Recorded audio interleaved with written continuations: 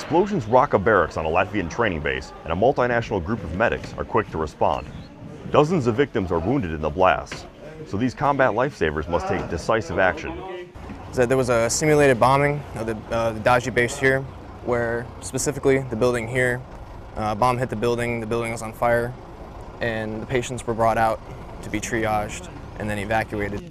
Thankfully, this is just a training scenario, part of Saber Strike 15.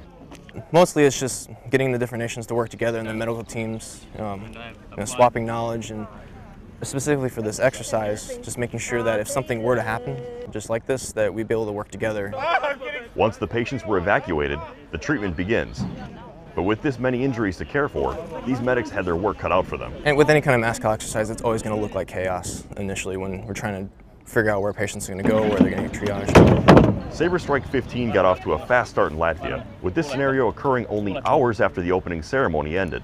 So while some soldiers were arming up for the training in the field, this MASCAL aimed to sharpen the skills of the troops still back on base. Basically, this is a stepping stone going into, well, everybody else is getting mobilized to actually go do the combat arms portion of it. I think this is a really good piece to get the other parts of the support elements of all the different nations to get working together.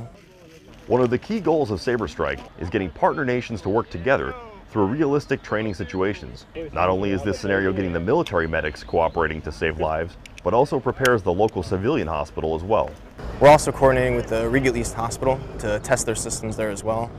We're going to be bringing in UH-60 Blackhawks to bring patients over to their hospital, and then their staff is getting spun up to deal with that kind of a MASCAL situation as well.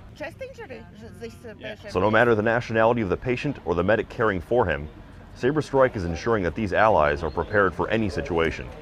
Air Force Staff Sergeant John Archiquette, Adazi, Latvia.